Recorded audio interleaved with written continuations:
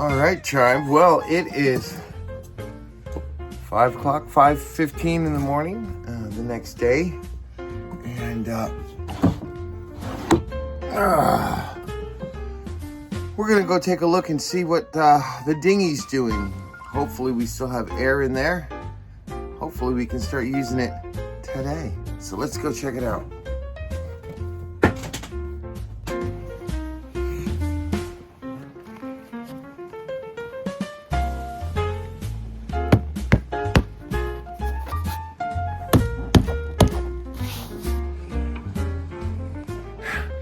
It's about time. It's looking like my dinghy's gonna hold some air finally.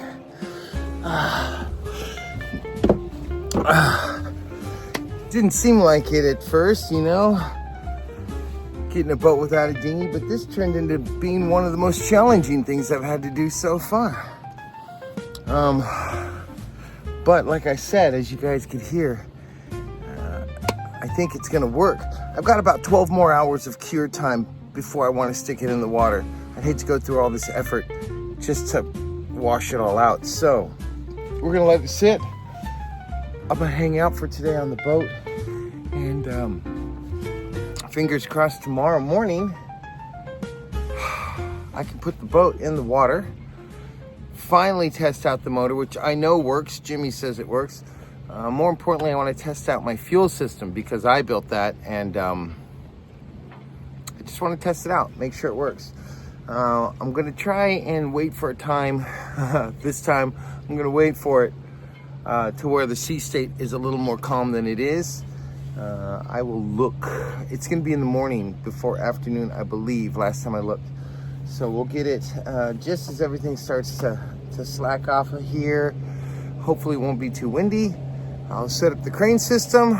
We'll load the Bigfoot onto the back of the Ding Dang Dinghy, and we'll test her out. I feel like a real sailor now because I have more work to do, actually, so I should probably get to it. So what I need to do is start preparing for taking off, and one of the rooms I've been neglecting to sort of really get into and organize has been this one, right? That one there.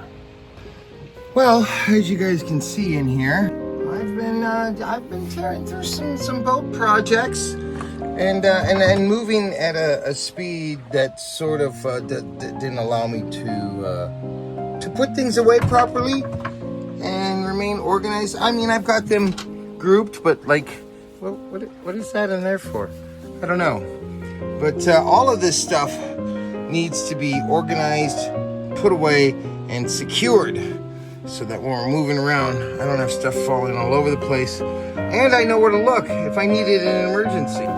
One of the main reasons why I haven't spent too much time in here is because this is the only port light in the room, and it goes into the cockpit here,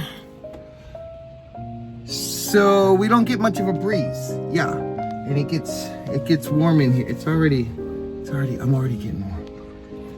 I love having this tool room, but I am a big guy, and this is a tight fit. So yeah, but yeah, I should get to work.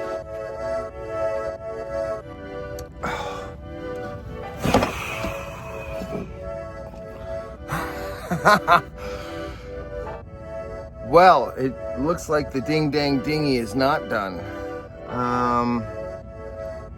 Managed to get the motor onto the back of the dinghy, as you can see. It's a little bit heavy for the size dinghy I have. It's kind of making me a little bit nervous the way it's sitting in the water. Not to mention, my dinghy doesn't hold out any water. It's floating, but when you stand in the center of it, it fills up with water above your ankles. A good 6-8 inches of water in the bottom of the dinghy, which I can totally live with, but I cannot seem to get the motor started.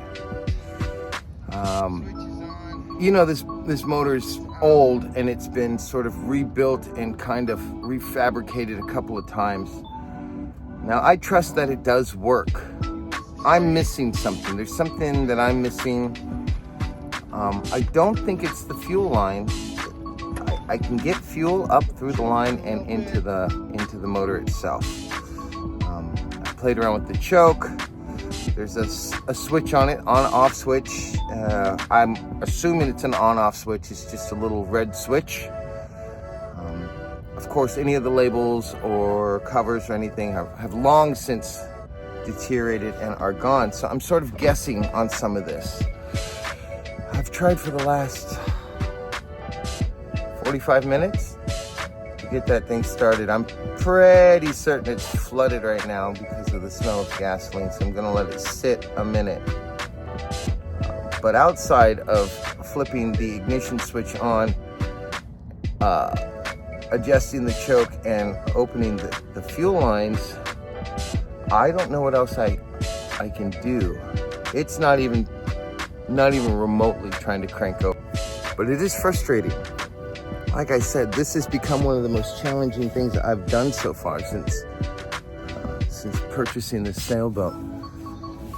I am not sure what I'm doing wrong, but I'm almost 99% sure that I'm doing something wrong. So let's do some research. Before I go below, got her hooked up secure the dinghy to the crane system, which is secured to the back of the motor there. I've also got my painter plus a spare line just in case. I'm not going to go through all this effort just to watch my boat take off. Despite all the effort and the extra lines, well, I had to go for a swim this morning because as I was loading the dinghy into the water, somehow the halyard disconnected from the front of it, and she took off out into the water. But unfortunately, you're gonna have to wait till the next video to hear that story. Fueled by ADHD and caffeine since 1976. Okay.